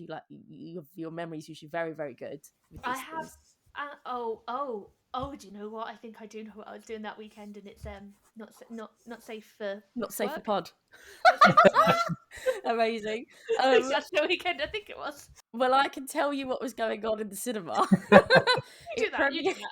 it premiered second behind Dunkirk on its third week, on Dunkirk's third week. In terms of other releases, in their first week, it just beat Valerian and the City of a Thousand Planets. Why is that not on the bottom 100? I heard that was absolutely atrocious. Well, I've heard it's more what's his face that's bad. Dane DeHaan. No, Eddie Redmayne. Oh, that's that's Jupiter Film. Ascending, isn't it? That's Jupiter Ascending. I think they're basically the same film. I mean, they're the same film in my head. Aye. Sorry to all those that made both of those. Interestingly, do you guys want to take a guess at the cinema score? I'm gonna go with 45.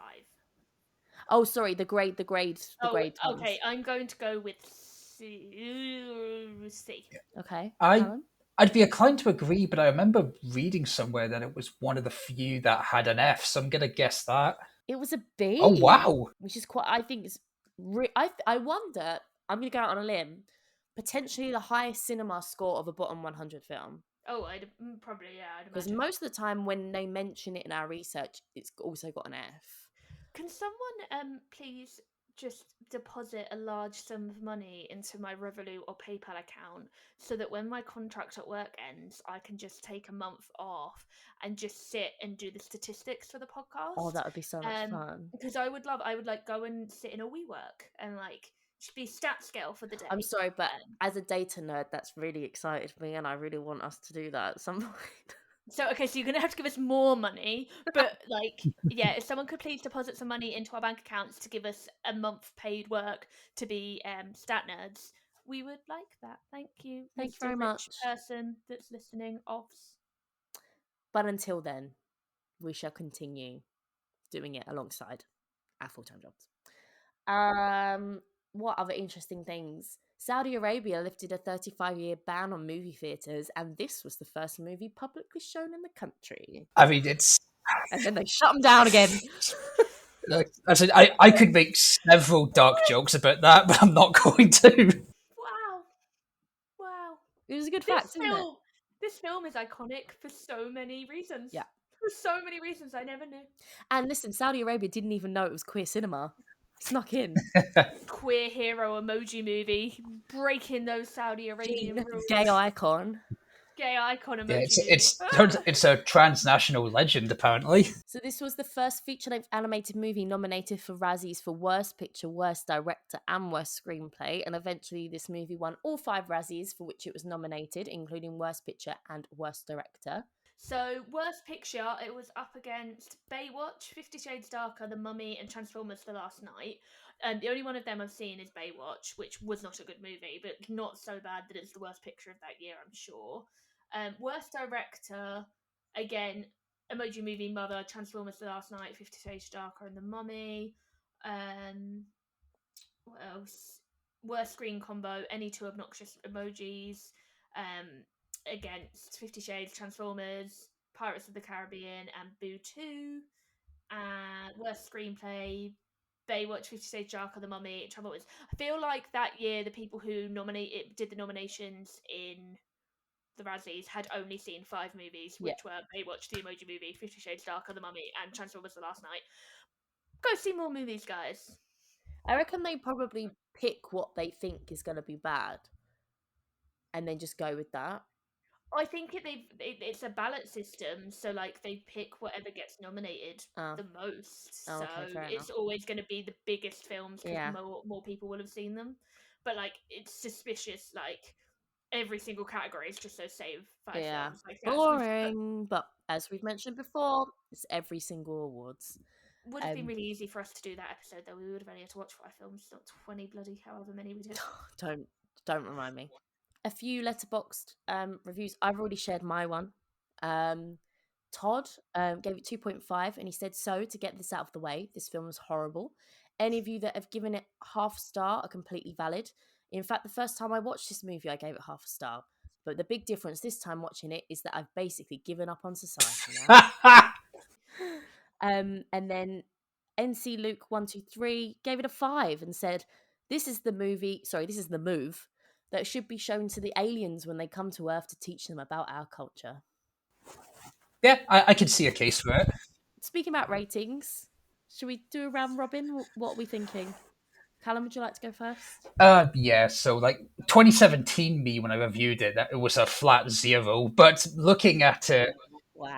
watching it now with hopefully a bit more wisdom, I would still, to be honest, I would still say like a 1 out of 5. But it's the 1 out of 5 where I'm like, Really? but it's the 1 out of 5 where I'm like, it's just a bit naff, and I move on with my life. I don't think it's. I mean, okay, I don't think it's particularly groundbreaking. I think elements of it are a little lazy, but I suppose it's not that offensive in the grand scheme of things. I think what you've been saying, Claire, has kind of made me really reevaluate some of my thoughts on it. Interesting, because usually I'm the one that gets influenced. I'm an influencer, all right?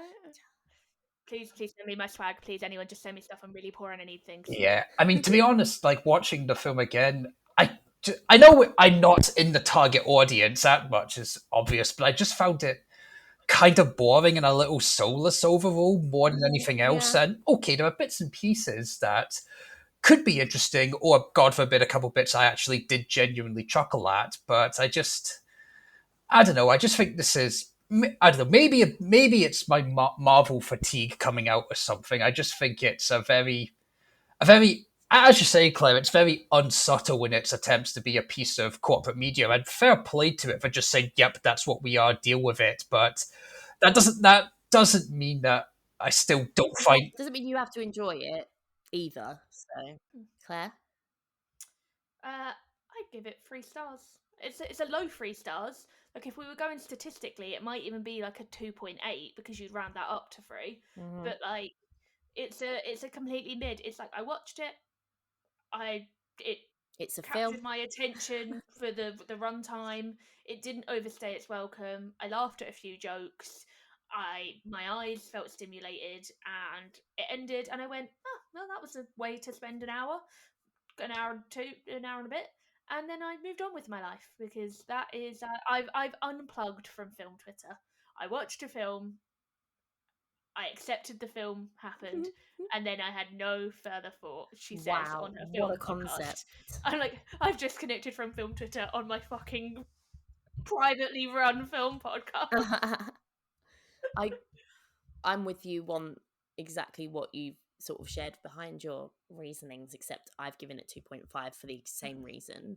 I think 3 stars for me would be a little bit more something for me to be like, okay, yeah, sure. This was really just straight down the road for me. The thing, it neither overtly offended me nor did it inspire me in any way. It was just so middle of the road, and it's a shame because, like, as much as back when I was like, oh, I actually did enjoy this, I gave it 3 stars. I probably, in the rating system that I currently use, it probably would have been higher based on how I used to feel. But yeah, no, it's just neither gave me nor took it away.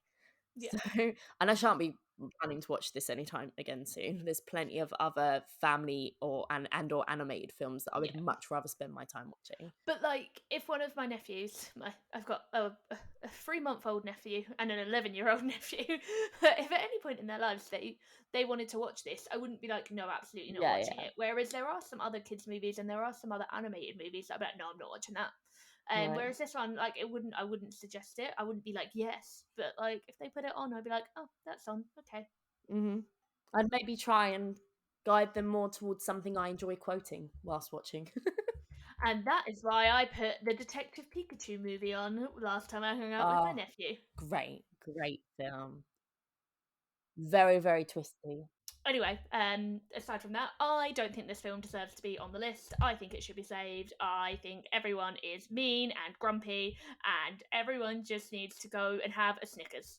Is this completely mad? I don't think it deserves to be on the bottom 100, but I'm not bothered about saving it. That's fine. So I'm like, listen, you don't deserve to be down there, but you're not coming to live with me. Do you know what I mean? You don't deserve the life that you've got, but I'm not going to help you either. It's not trying to be offensive. It's like... It's literally trying to just amuse children for a little bit and maybe sell some shit. And it's like, hello, that was how Hollywood was formed. Yeah, that's literally the biz. This is the business. Like, this is a business model.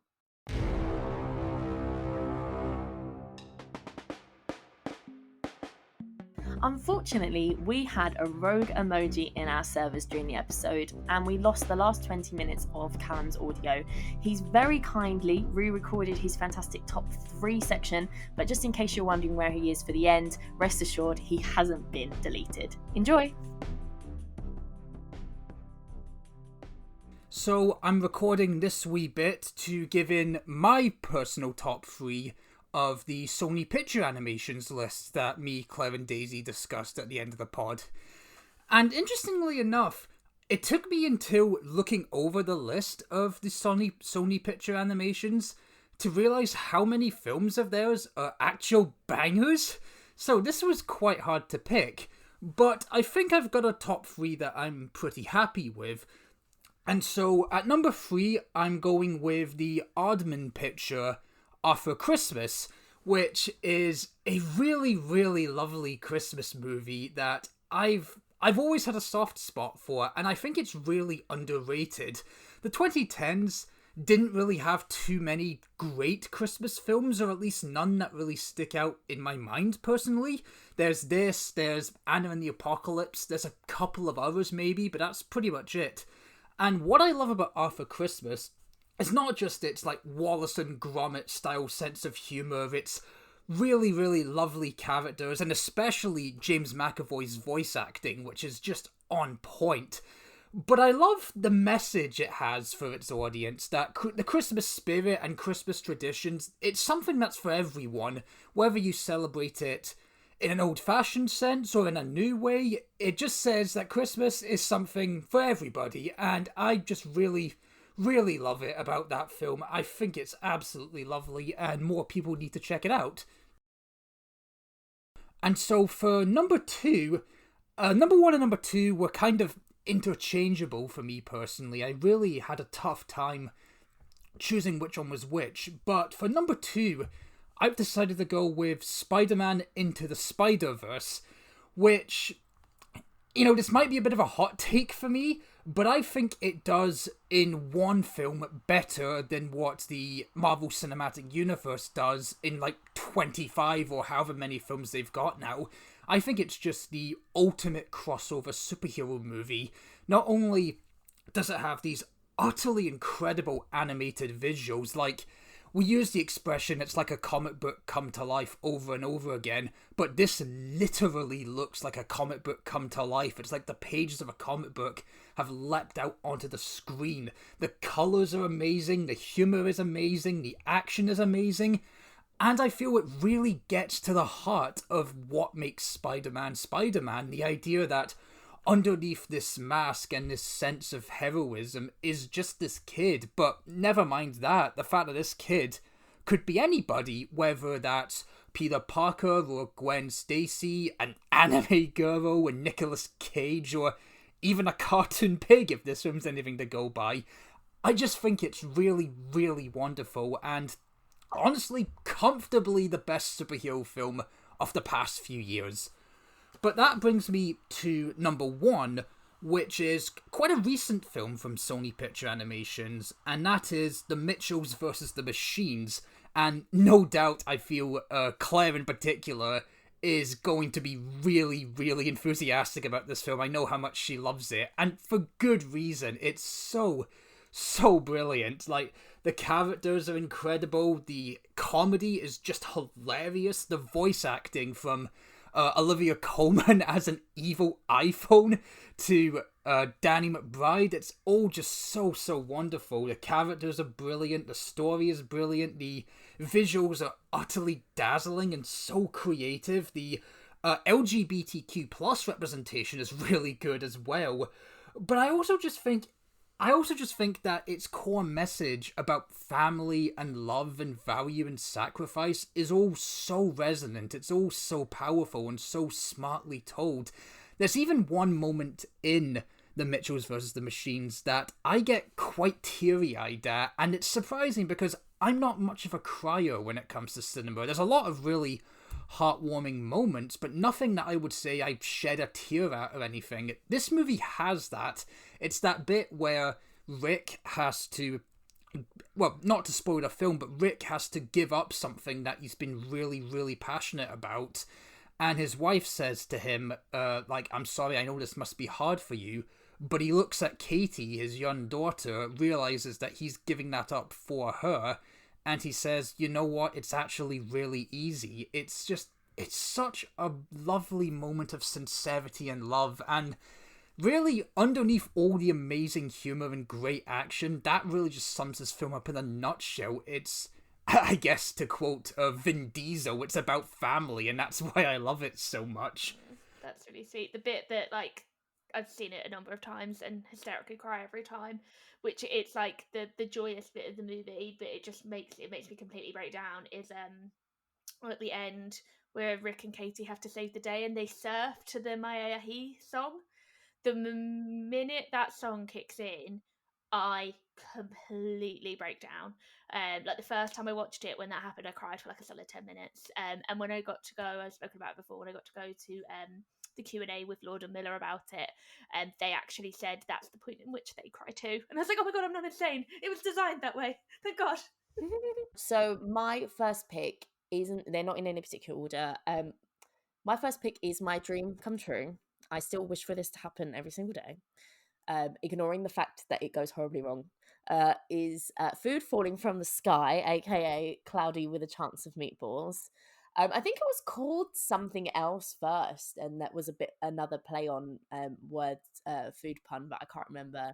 But it's another Lord and Miller. It's freaking hilarious. Tons of visual gags, tons of word puns.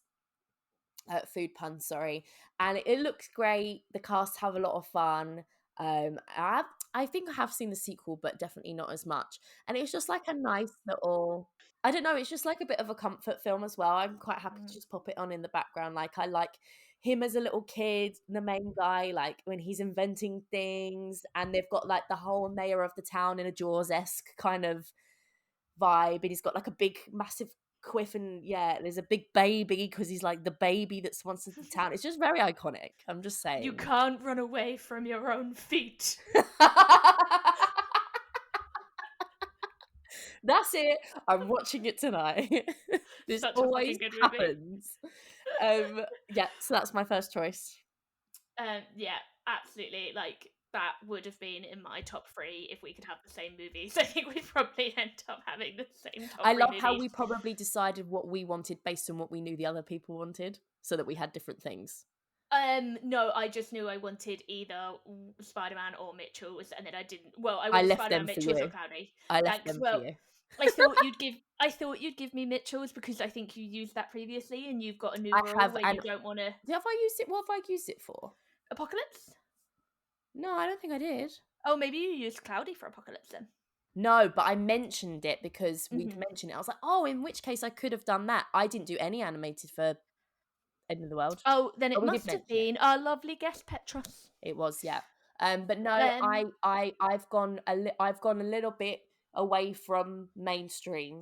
Thanks. Because I can this time. I can't every time. So whereas I really struggled this time. Right. So I'm going to take Mitchell's versus the Machines because it is possibly one of my favourite movies of all time ever. I think we spoke about it with Petros, we've spoken about it here with Calum. I've written about it in a few places.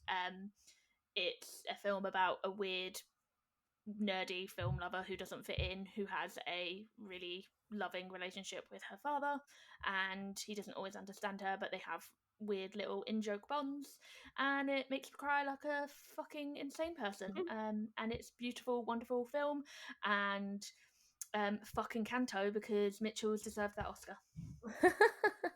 Yeah, I mean, I don't really follow awards, and I didn't know that had won out over that, and that makes me a little bit sad, to be honest. Yeah, I Encanto's love a fine Encanto, film, but but Mitchell's is also like, it completely changes how animation is made. They made new animation to Yeah. make that movie. yeah. Okay, my second choice has already been mentioned. It's Arthur Christmas, which I absolutely love, and it's genuinely one of my favorite Christmas films, and I feel like it's severely underrated.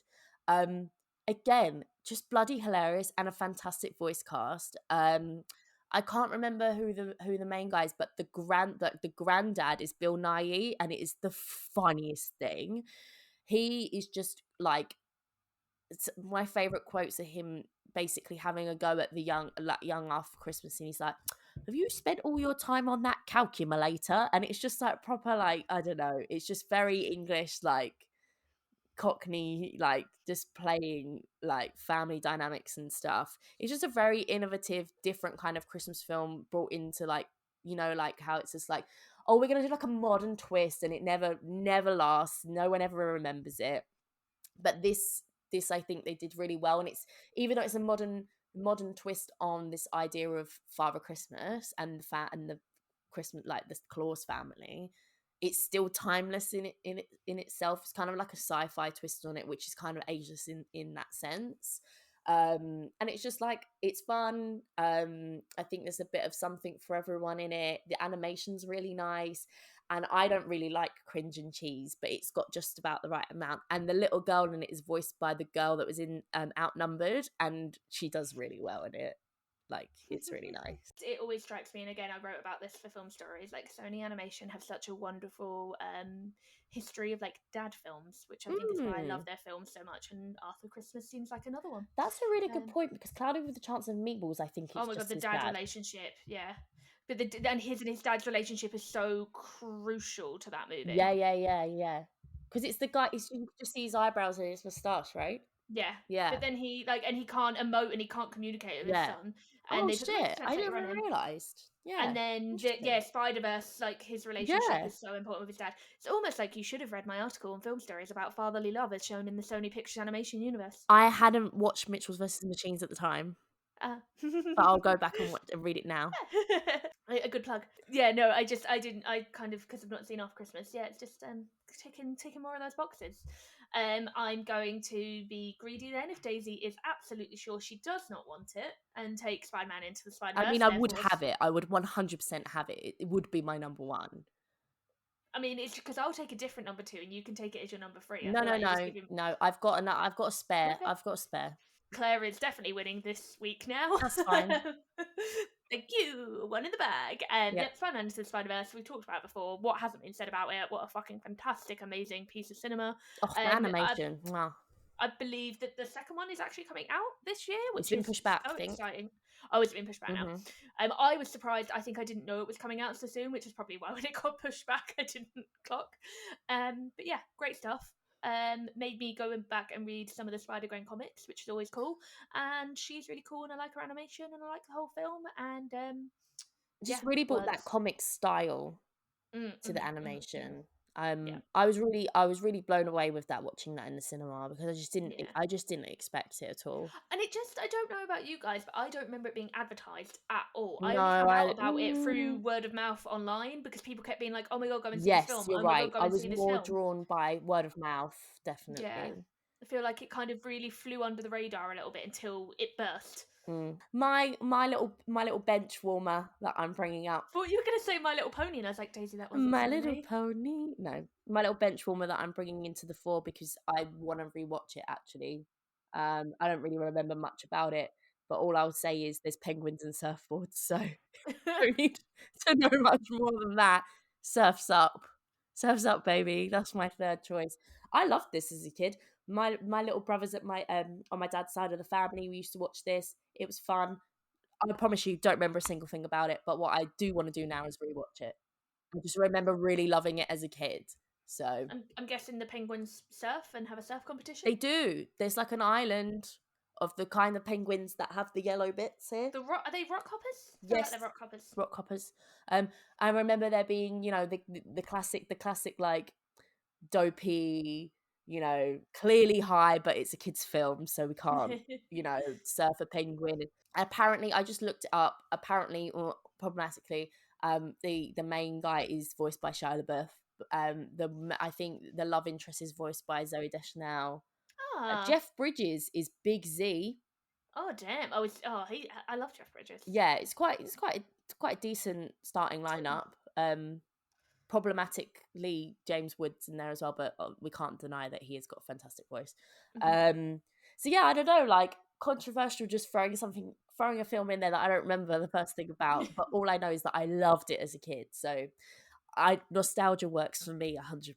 So I know that I'll still love it now when I rewatch it. I rewatched Over the Hedge after our recording of Cosmic Sin, and I'm sorry, that shit holds up. So hoping the same for Surf's Up. It's funny that you say like you would go controversial or like odd pick for one you didn't remember, because if I had not have got both Mitchells and Spider-Man, I would have had to go for probably Hotel Transylvania, which I know I've seen. I rewatched all of those recently.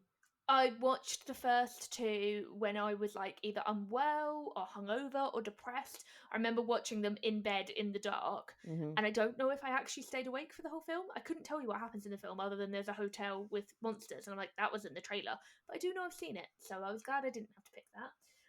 I'm going to be super lazy, and I'm going to pick Cloudy with a Chance of Meatballs too, because it's nowhere near as good as the original. I don't remember the second one.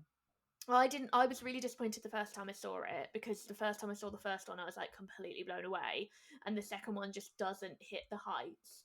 But I remember I rewatched it a couple of years ago, and actually it wasn't as bad as I thought. It's a bit silly, but it's still got all that heart. It's still got really fun animation. They find an island of food that has become sentient, and they have to save the food. And I don't think I've seen it, and it's cool. So first one's my dream, the second one's my nightmare. Yeah. Okay. Yeah. But there's a really cute strawberry. Maybe I have watched. I don't know.